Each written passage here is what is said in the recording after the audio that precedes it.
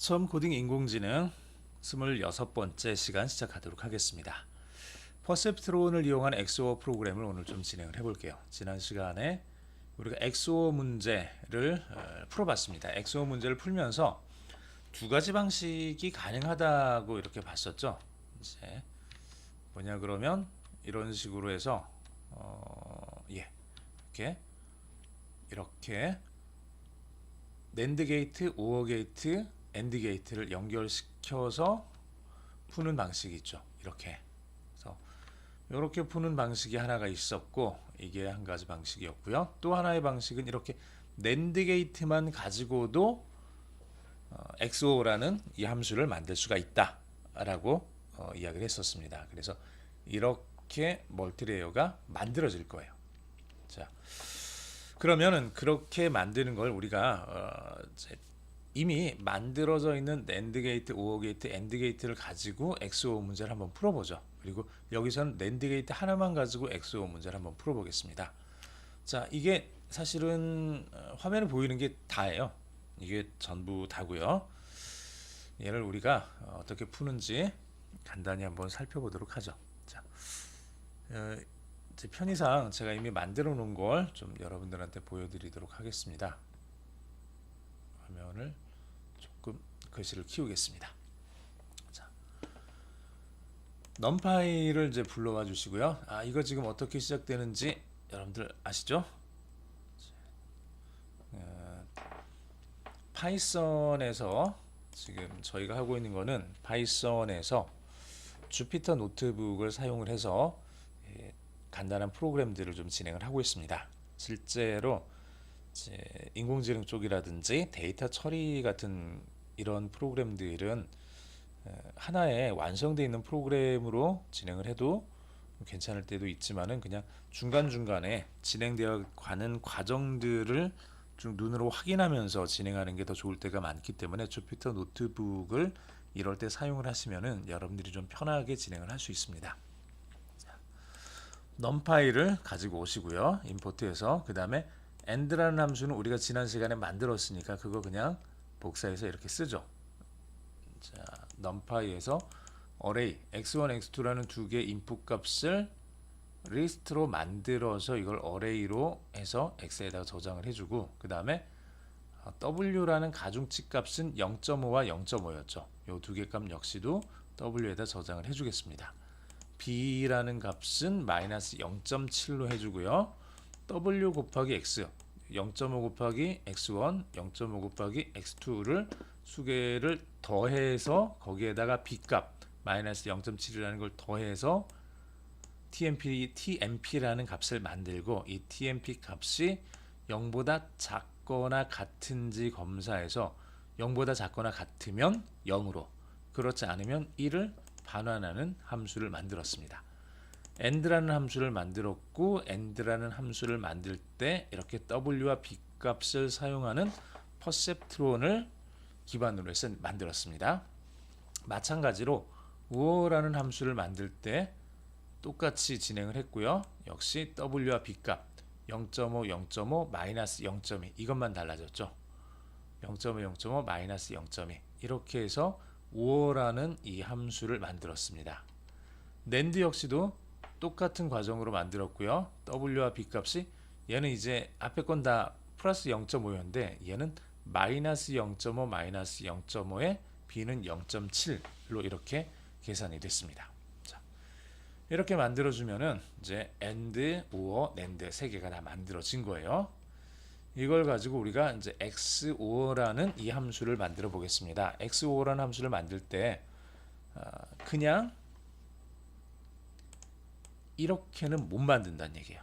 이렇게는 자 x1, x2를 하나의 값으로 그리고 가중치 w 값을 하나의 값으로 그리고 b 값을 집어넣어서 얘를 곱해서 더해서 더해주는 값으로는 XOR라는 값을 찾을 수가 없어요. 자, 다시 낸드, 오어, 엔드 이 세 개는 단층 퍼셉트론입니다. 입력 하나에 출력 하나가 바로 연결이 되는 구조란 뜻이에요. 그렇게 만들어질 수 있어요. 근데 XOR는 그렇게 만들어질 수가 없어요. 그래서 낸드로 만들어지는 값을 S1에다 넣어주고 5로 만들어지는 값을 S2에다 넣어주고 그 두 값을 다시 AND라는 함수에다가 집어넣어서 나오는 값을 Y로 해서 이 Y 값을 리턴해주게 X5를 만들어 보겠습니다. 그렇게 해서 여기 방금 우리가 만든 X5라는 그 함수에다가 X1, X2를 0과 0, 0과 1, 1과 0, 1과 1을 집어넣어서 런을 시켜주면은 이렇게 0, 1, 1, 0이라는 값이 나오게 됩니다. 자, 이 0은 뭐죠? 들어오는 두 개의 입력값이 0일 때 0이 되는 거죠. 자, 두 개의 입력값이 1일 때 네 번째 거죠. 그것도 0이 되죠. 두 개가 0과 1 혹은 1과 0 둘이 서로 다를 때만 결과가 1이라는 값으로 나오게 됩니다. 자, 우리가 XOR라는 함수를 만들 때 NAND, OR, AND를 이렇게 순서대로 사용을 해서 결과를 자, 들어가는 값도 지금 중요해요. X1, X2, X1, X2 이렇게 나온 S1, S2 이렇게 집어넣어서 결과 값을 만들어낸 거죠. 이게 지금 좀 정확하게는 어디 갔죠?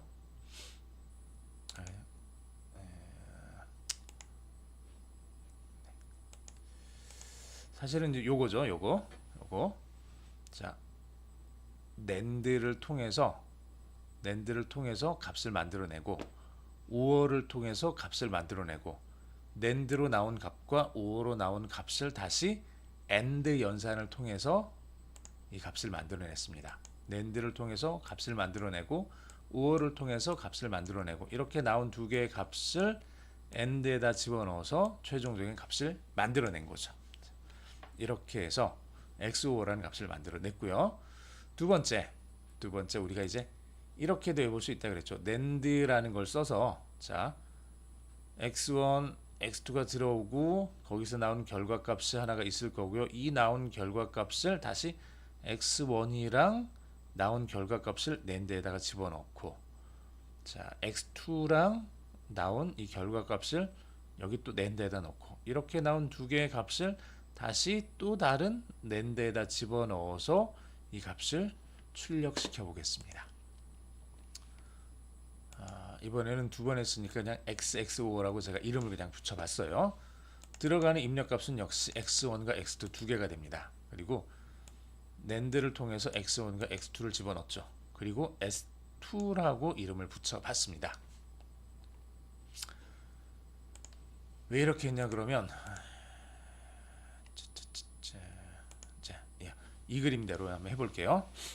X1과 X2를 가지고 S2를 만들었어요. S2를. 자, 두 개의 입력값을 가지고 여기서 나오는 요 값 S2를 만든 거죠. 자, 그리고 S1은 뭐냐 그러면 X1이 그대로 전달이 돼서 S1에는 X1을 그대로 가지고 있다가 이 값이 S2와 S1이 각각 이렇게 S4로 전달이 되는 거예요. 얘가 이쪽으로 전달이 되고 S2 여기서 나오는 값이 이쪽으로 전달이 됩니다. S2에서 나오는 값은 여기 요 아래쪽에 있는 NAND 게이트에도 전달이 돼야 되겠죠. 그래서 S5에 전달을 할 거고요. 그 다음에 S3는 S1과 똑같이 X2 값을 그대로 받아서 전달만 해주는 역할을 하겠습니다. X2는 S3로 갔다가 거기에서 S5로 X2는 그대로 S5로 전달이 됩니다. 자, S4는 X1과 S2가 들어가는 거고요. S5는 X2와 S2가 들어갑니다. 자, 그렇게 해서 나온 두 개의 값 여기 두 개의 값이 있죠. 이게 각각 마지막 이 동그라미 노드로 들어갑니다. 그래서 결과값으로 나오는 것을 0보다 큰지 작은지를 검증을 하는 거죠. 자, 이게 지금 이겁니다. X1과 X2를 NAND 게이트를 통해서 S2에다 넣어주고 자 그렇게 나온 S2를 다시 X1과 집어넣어서 S4에다가 넣어주고 그 다음에 S2와 x2 입력이 지금 x1, x2 두 개가 들어왔는데 x1과 x2, x2와 s2 이렇게 해서 s4, s5 두 개를 만들어내죠. 요 두 개를 다시 낸드 게이트 안에 집어넣어서 최종적인 y 값을 만들어냅니다. 이렇게 해서 xx5라는 이 함수를 또 찾아봤습니다. 얘를 만들었고요. 얘를 가지고 우리가 이렇게 또 만들어 봤습니다. 0과 0을 넣었을 때 1과 0을 넣었을 때 1과 1을 넣었을 때 1과 0을 넣었을 때 1과 1을 넣었을 때 이 네 가지 경우에 대해서 어떤 값이 나오는지 실행을 시켜보면 이런 식으로 0, 1, 1, 0이 나온다는 얘기예요. 둘 다 같은 0, 0, 1일 때는 0이 나오는 걸 확인할 수가 있고요. 두 개가 서로 다른 0과 1 혹은 1과 0일 때는 1이라는 값이 나오는 걸 확인을 할 수가 있죠. 자, 이렇게 우리가 X5 문제를 해결을 했습니다. 자, 이거 해결하는 데까지 굉장히 시간이 오래 걸린 거예요. 이거 해결하는 데까지 굉장히 시간이 오래 걸린 거예요. 이 구조 그냥 입력값이 이런 그 가중치 값을 곱해서 결과로 바로 연결되는 요 구조, 요 단층 퍼셉트론 구조에 계속 매달려 있었으면 X5 문제를 해결할 수 없었을 거고 인공지능 역시도 크게 발전할 수는 없었을 겁니다. 문제가 아주 심각했거든요. 아주 중요한 문제들을 해결하지 못하는 경우가 많았거든요. 그런데 하다 보니까 이 문제를 다층 구조로 이렇게 중간에 층을 하나 혹은 둘 혹은 여러 개를 집어넣는 식으로 해서 만들어 봤더니 이전에 풀리지 않았던 문제들이 풀어지게 됐던 거죠. 자, 그렇게 해서 우리는 지금 이 안에 여러 개의 히든 레이어들이 들어있는 이런 구조를 가지게 됩니다. 이 구조가 이제는 퍼셉트론이라는 말보다는 신경망이라는 말로 많이 사용이 됩니다. 신경망이 이제 퍼셉트론으로부터 나온 거죠. 신경망을 통해서 웬만한 문제들은 이제는 다 해결할 수 있는 그런 기반이 됩니다. 물론 풀이하는데 실제로 이제 걸리는 그런 문제들은 여전히 남아 있기는 한데 그럼에도 이제 신경망을 통해서 굉장히 중요한 문제들을 해결할 수 있는 그런 기반이 이제 닦인 거죠. 자, X5 문제까지 오늘 해결하는 거 여기까지 오늘 진행하도록 하겠습니다. 수고하셨습니다.